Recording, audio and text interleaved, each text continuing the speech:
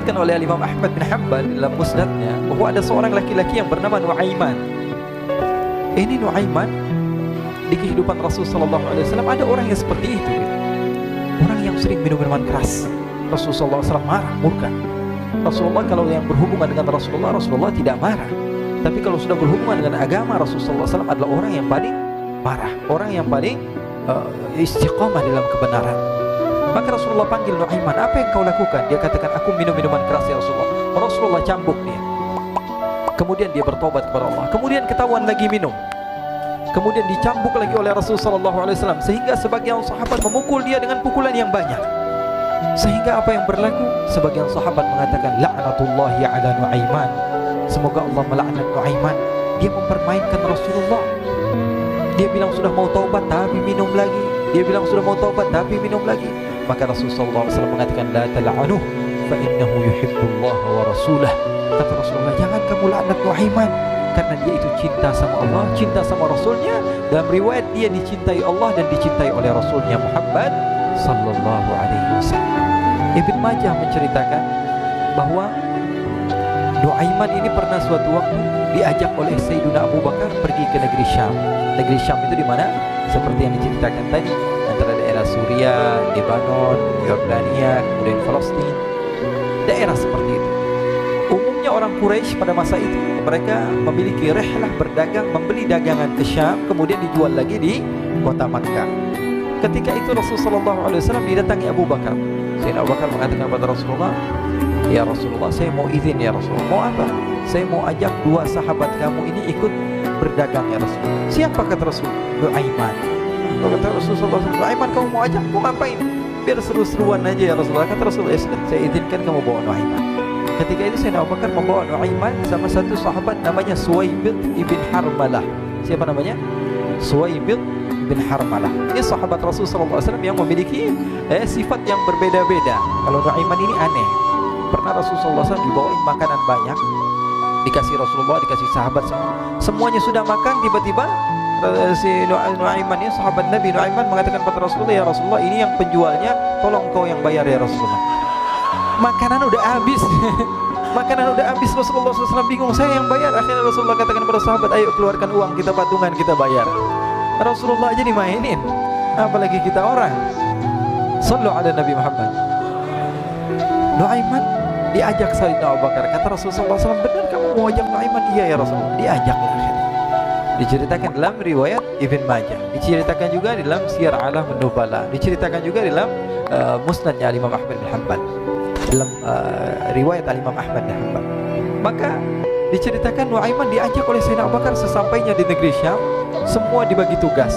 Fulan bin Fulan kerjaannya ini, Fulan bin Fulan kerjaannya ini, semua memiliki kerjaan. Nuaiman tanya, wahai Abu Bakar, kerjaannya saya apa wahai Abu Bakar? Kata Sayyidina Abu Bakar, kamu mau ngapain terserah kamu wahai Nuaiman. Yang penting kamu ikut saya kan. Kemudian satu di antara mereka namanya Suwaibid ibn Harmalah ditanya oleh Sayyidina Abu Bakar, wahai Suwaibid, kamu mau kerjaan apa? Kata Suwaibid, terserah kamu wahai Abu Bakar. Kata Sayyidina Abu Bakar, kamu menjaga makanan, karena saya tahu kamu ini adalah orang yang senantiasa menjaga amanah. Suwaibid ini kalau disuruh maju dia maju, disuruh mundur dia mundur, disuruh ke kanan dia ke kanan, disuruh ke kiri dia ke kiri. Orang yang ikut aja. Kalau Nuaiman beda, disuruh maju dia ke belakang, kasih sen kanan ke kiri belok. Nuaiman itu orang yang berbeda. Maka Suwaibid mendapatkan tugas, semua mendapatkan tugas kecuali Nuaiman. Sehingga ikhwani, apa yang berlaku, apa yang terjadi, Sayyidina Abu Bakar pergi sibuk dengan kesibukannya, sehingga datanglah waktu siang. Nuaiman sudah lapar. Nuaiman cari makanan. Dia nggak punya uang, diajak Sayyidina Abu Bakar tapi tidak diberikan uang.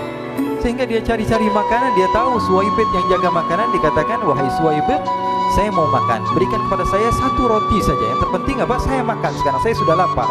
Kata Suwaibid, ya Allah Nuaiman, kita tunggu Abu Bakar saja sehingga dia datang, karena ini amanat. Amanat dari Abu Bakar, saya tidak boleh berikan kepada siapapun kecuali atas izin Abu Bakar. Kata Nuaiman, kasih saya makanan, kalau tidak saya bikin masalah sama kamu. Merah wajahnya Suwaibid, karena dia tahu, jangankan saya, Rasulullah aja dimainin. Bingung, apa yang harus saya lakukan?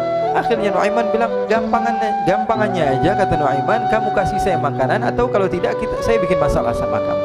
Bingung Suhaib, pikir panjang. Setelah itu dia katakan, ya sudah Nuaiman, saya tetap mau jaga amanah Abu Bakar karena saya takut ini adalah perintahnya Allah, perintahnya Rasulullah sallallahu alaihi wasallam, dan perintah daripada Abu Bakar sahabatnya Nabi. Kata Nuaiman, kalau memang begitu kamu maunya, ya sudah, berarti kamu ngajakin berantem sama saya.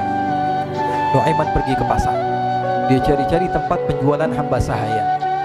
Dia lihat-lihat beberapa hamba sahaya. Ini berapa harganya? Ini katanya 10 qalanis. Ini berapa? Ini harganya hitungan orang zaman dahulu. Kita sih hitung seperti dirham, berapa ratus dirham gitu. 200 dirham. Yang ini berapa? 300 dirham. Yang ini berapa harga hamba sahaya? 300 dirham. Harganya antara 300, 200 sampai 100. Kemudian Nuaiman mengatakan kepada penjual hamba sahaya tersebut, saya punya juga hamba sahaya, tapi saya jual cuma 20 dirham saja, murah. Apa benar ada hamba saya harganya segitu? Iya, karena dia punya aib, ada kekurangan. Apa? Nanti kalau kalian tangkap, dia bakalan teriak, saya ini bukan hamba sahaya tapi orang merdeka. Akhirnya semua orang berkumpul mau beli. Ini Nuaiman sama Nuaiman diajak ke Suhaib bin Harmalah tadi. Kata Nuaiman, itu ada orang yang berdiri sedang menjaga makanan, itu hamba sahaya saya, tangkap saja. Oh baik. Diberikan uang 20 dirham, dimasukkan oleh Nuaiman ke kantongnya, kemudian Suhaib ditangkap. Ketika ditangkap, Suhaib teriak, saya bukan hamba saya orang merdeka. Maka orang-orang tersebut mengatakan, saya sudah tahu kekurangan kamu. Ini memang kekurangan kamu, memang kamu, tapi saya tidak perlu dengan bacot kamu, yang penting kerjanya kamu gitu. Ya kan hamba saya untuk apa? Untuk kerja. Mau dia ngomong apa, mau ngomel terserah, yang penting dia mau kerja. Akhirnya ditangkaplah Suhaib dan dijual di pasar. Nuaiman punya uang banyak ini. Dia beli makanan, dia beli minuman, dia beli hadiah buat Rasulullah. Dia beli macam-macam di negeri Syam ini. Waktu itu adalah superpower, adidaya Romawi.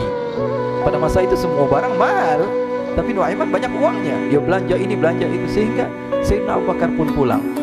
Ketika Sayyidina Abu Bakar pulang, Sayyidina Abu Bakar cari, mana ini Suhaib? Kita semua sudah lapar. Kata Nuaiman dengan mudahnya dia mengatakan, sudah saya jual wahai Abu Bakar.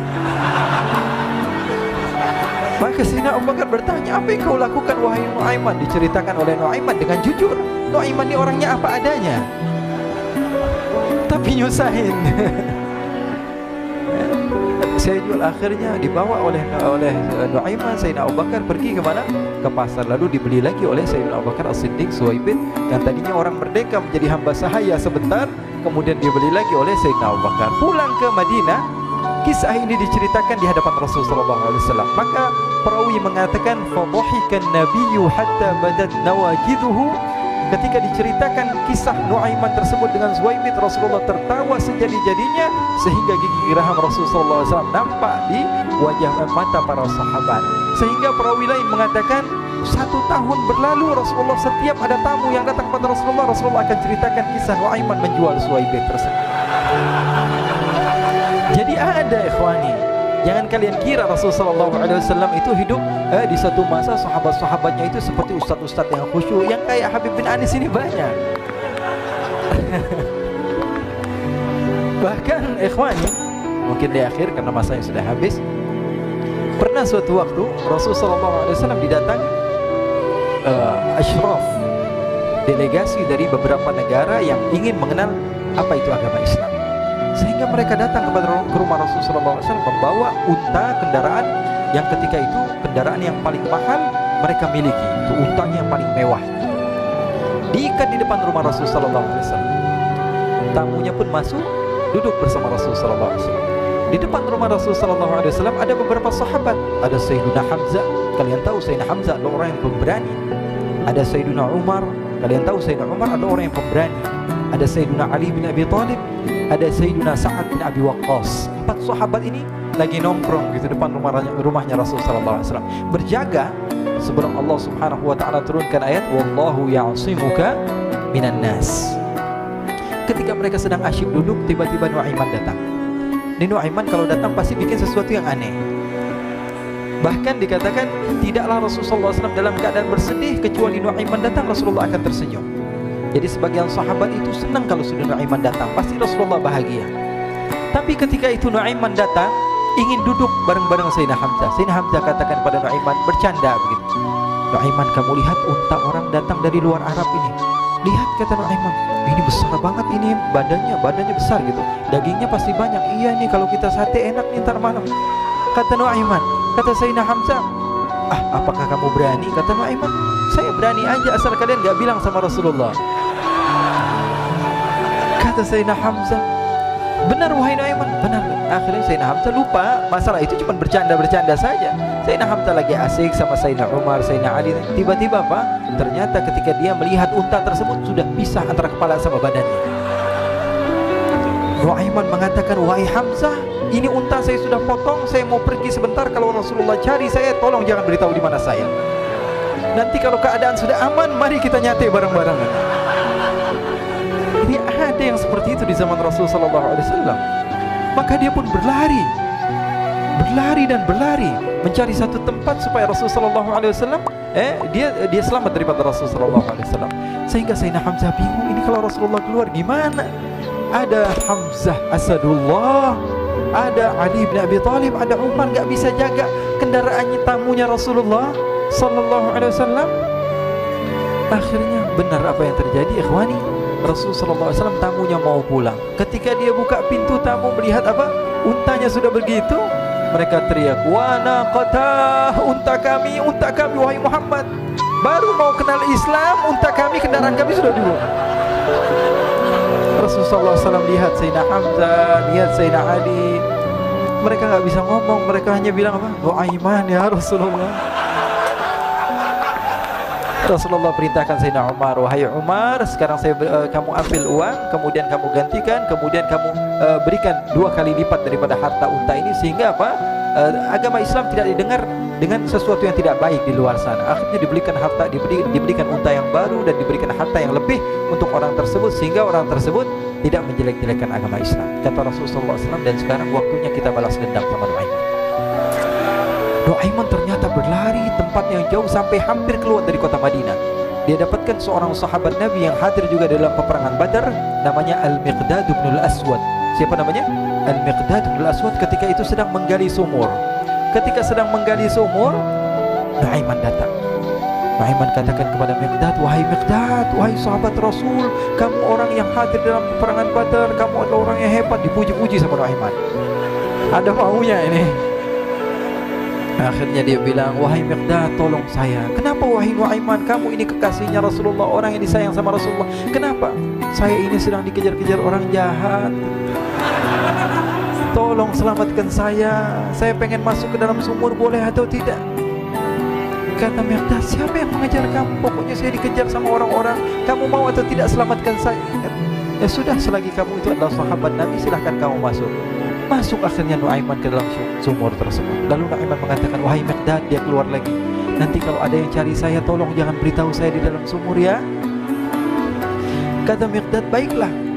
Kata Nuaiman, siapapun yang bertanya tentang saya, kamu tidak akan kasih tahu. Iya, walaupun Rasulullah yang tanya saya.